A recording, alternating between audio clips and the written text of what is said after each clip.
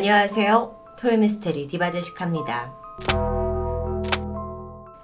우리나라 사극을 보면 지프로 만든 인형을 막 찌르면서 저주하는 장면이 등장합니다. 그런데 아시다시피 조선은 유교를 기반으로 세워진 국가다 보니 가장 배척했던 게 바로 무속신앙이죠. 근데 아이러니하게도 우리 선조들은 옛부터 토속신앙에 대한 뿌리 깊은 믿음이 있어 왔습니다. 그래서였을까요? 유교 국가이던 조선시대에도 은밀하게 행해지던 주술이 존재합니다. 실제로 실록이나 민간 서책에도 조선시대 왕실에서 이뤄진 저주에 대한 기록을 심심찮게 찾아볼 수 있습니다. 오늘 소개할 이야기 역시 인조실록과 여러 책에 기록되어 있는 이야기인데 때는 조선 중기로 거슬러 올라가죠. 1631년 4월 7일 충청도 관할사에는 시댁 식구를 살해한 혐의로 며느리 신숙녀를 고발한다는 보고가 하나 올라옵니다. 그런데 더 눈길을 끄는 건 이 며느리가 시댁 식구를 죽인 방법이 주술을 통해 저주를 내렸다는 점이었어요. 신숙녀의 사연은 이렇습니다. 양반인 이복원의 아들 이점과 혼인을 하게 된 후 남편과의 사이에서 오랜 기간 아이가 생기지 않았습니다. 그러니까 온갖 구박을 받기 시작했죠. 당시만 해도 자식을 낳지 못하는 여자는 쓸모가 없는 사람으로 치부되면서 정말 모든 미움을 한 몸에 받을 수밖에 없습니다. 이렇게 비참한 날들이 계속되자 신숙녀는 결국 쫓겨날 위기에 처해지게 되는데요.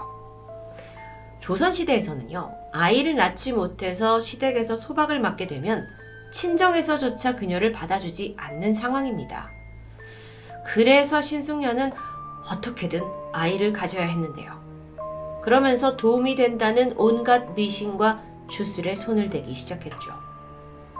기록에 따르면 용하다는 무당을 그녀가 찾아가게 되고 임신을 하기 위해서는 무당이 시키는 일을 가리지 않고 했다고 합니다.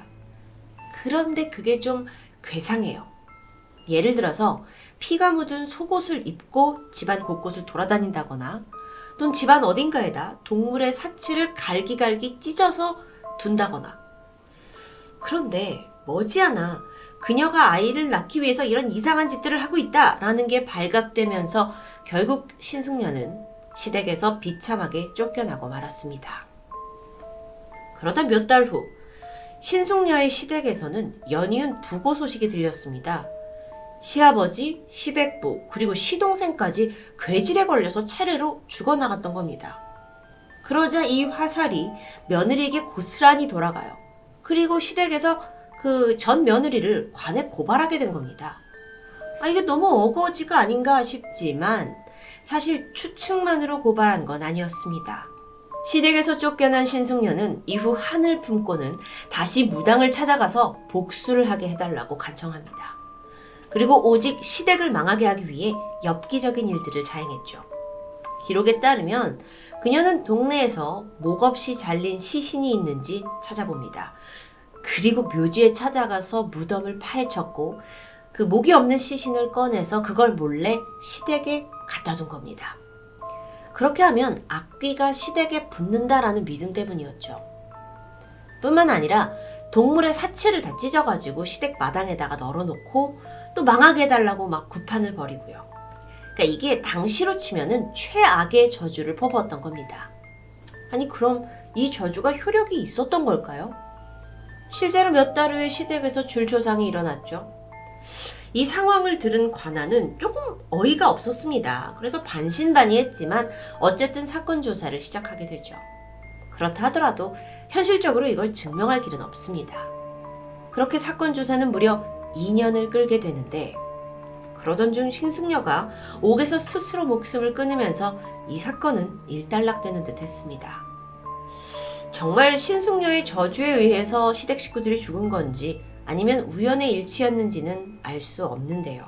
중요한 건 이 사건이 인조실록에도 남았을 만큼 정말 그 당시, 아니 지금까지도 아주 유명한 사건이라는 겁니다. 한편 조선시대엔 주술로 사람을 죽일 수 있다라는 믿음이 강했던 건 분명해 보입니다. 주술에 대한 또 다른 기록을 좀 살펴보면 여러분 혹시 조선시대 좀비술에 대해서 들어보신 적 있을까요? 일본의 만화가 오기노 마코토의 히트작 공자왕을 보시면 조선시대에서 내려오는 좀비술에 대한 언급이 등장합니다. 이는 실제 조선시대 패관잡기라는 책에 실려있던 이야기죠. 패관잡기는 조선 중종대의 학자이자 율곡이의 스승으로도 유명한 어숙권이 쓴 책입니다. 이거는 백성들 사이에 떠돌아다니는 여러 이야기를 모아둔 일종의 수필집으로 보면 될 텐데요. 이 책에는 신사임당 같은 아주 유명한 위인들의 일화부터 당시 사람들한테 막 무성했던 어떤 공포스러운 이야기까지 여러 종류의 글이 있었어요. 현대로 치면 일종의 도시괴담 같다고 할까요? 그런데 그 중에 흥미를 끄는 이야기가 바로 조선의 좀비술 귀자득활술이었죠. 귀자득활술, 이 한자 뜻풀이를 해보면 귀신이 활기를 얻는 주술 정도로 해석이 됩니다. 그러니까 죽은 이를 다시 살려내는 내용이라는 건데, 이 이야기는 어숙권이 젊었을 때 알게 된 이씨성을 가진 사람에게 들은 것으로 그가 어린 시절 실제로 겪었던 일이라고 합니다. 이씨가 살던 마을에는 왈패, 그러니까 현재로 치면 약간 불량배, 깡패로 불리던 사람이 한 명 있었습니다. 이 사람이 술만 먹으면 마을 사람들한테 행패를 부리면서 정말 이 동네의 골칫거리였는데요. 그러던 어느 날 어김없이 술에 취한 왈패가 마을의 처자 한 명을 희롱하게 됩니다. 그리고 이 모습을 우연히 보게 된 이 씨의 형은 불의를 참지 못하고 왈패를 막아서게 되죠. 결국 둘은 주먹질을 하고 맞붙는 상황에 이르게 되는데 이게 그렇게 험한 몸싸움은 아니었다고 합니다. 아니 그런데 싸움을 하던 중 왈패가 벼랑간 피를 토하고 쓰러졌고요. 그 자리에서 숨을 거두고 말았죠. 그러니까 이 상황 속에서 몸싸움을 하던 이 씨의 형은 졸지 살인자가 돼버린 겁니다. 포도청에서 사건을 맡아 조사가 이루어졌습니다. 하지만 시간이 늦게 되면서 관청이 일단은 문을 닫자 했고 왈패의 시신은 그의 집 마당에 하루 동안 그대로 방치되는데요. 당시 관원은 이 집을 떠나면서 왈패의 아내에게 시신을 잘 보고 있으라, 보관하고 있어라 라고 당부하게 되죠. 한편 큰아들이 졸지의 살인자가 된 이 이씨 가족은 수심에 잠겨 있었습니다. 원인이 어쨌든 간에 형이 곧 투옥이 될 거라는 건 당연지사였기 때문이에요. 그러던 중 이씨 집에서 보살핌을 받던 한 노인이 자신이 좀 도움을 줄 수 있을 것 같다면서 나섰습니다. 약간 지푸라기라도 잡는 심정으로 그의 말을 들어보게 되는데 노인은 이씨의 형한테 그 죽은 왈패의 시신이 어디 있냐 라고 물었고 둘은 함께 그 왈패 집으로 향하게 되죠. 때마침 아내가 방 안으로 들어간 후라 이 시신을 지키고 있는 사람이 단 한 명도 없었습니다. 그때 노인은 마당에 놓여있는 시신으로 다가가서 그의 4번째 손가락, 약지를 뾰족한 것으로 찔러요. 죽은 지 얼마 되지 않은 시신이어서 그런지 바로 검붉은 피가 흘러나왔다고 합니다. 그리고 노인은 그 피로 왈패의 이마에다가 귀신 귀자를 적고는 알 수 없는 주문을 외웠죠. 조금 후 믿기 어려운 일이 벌어졌습니다. 왈패의 손가락, 발가락이 꼼지락거리더니 이내 몸을 일으킨 겁니다. 잠시 후 왈패는 자리에서 일어나서 뚜벅뚜벅 방 안으로 걸어갑니다. 그리고 방 안에서 놀란 아내의 비명소리가 들렸죠. 이걸 다 보고 있던 현장에 있던 이 씨의 형 역시 얼이 빠져서 바닥에 주저앉아 버리는데요. 노인과 형은 이후 황급히 빠져나왔고 간신히 정신을 차린 후에 노인한테 이게 도대체 어떻게 된 거냐고 자초지종을 물었습니다. 그러자 노인이 말하길 그것은 바로 귀자득활술이라는 주술이었다고 설명하게 되죠. 이건 시신의 피를 이용해서 잠시 동안 시신을 살려 조종하는 것을 말한다고 합니다.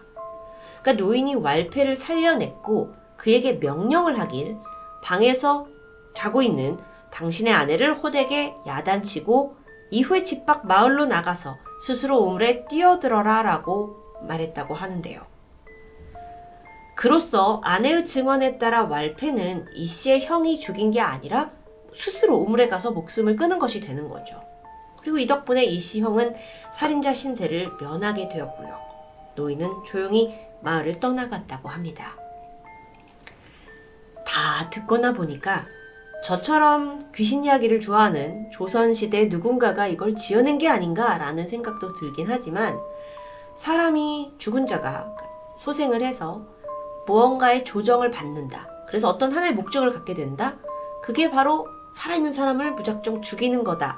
뭐 이런 설정은 사실 넷플릭스 시리즈 킹덤에 아주 잘 반영되어 있는 소재입니다.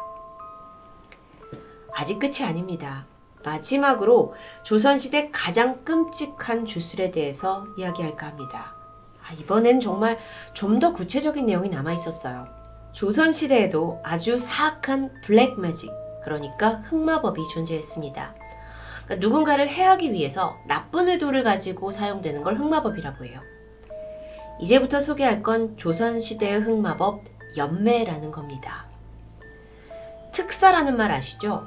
광복절이나 특정한 날을 기념해서 수감 중인 죄수들을 사면해주는 경우를 말하는데 조선시대에도 옥에 가둬뒀던 죄수들을 풀어주는 특사 같은 제도가 있었습니다. 그런데 조선왕조실록에는 연매를 부려서 투옥된 죄수에게는 결코 특사를 주지 않는다라는 내용이 있었죠. 그 자세한 이야기는 조선 후기의 유학자 성우이익의 저서인 성우사설에 잘 나타나 있습니다. 연매, 이건 놀랍게도 어린아이를 유기하는 것으로부터 시작합니다. 그리고 이 유기한 아이를 도망가지 못하게 가둔 뒤에 굶겨요. 그리고 하루 이틀 사흘 며칠이 지나면 아이가 아사 직전이 되겠죠? 그렇게 죽을 만큼의 극한의 상태에 됐을 때 아이한테 먹을 걸 조금씩 내어줍니다. 이 과정이 너무 잔인한데요.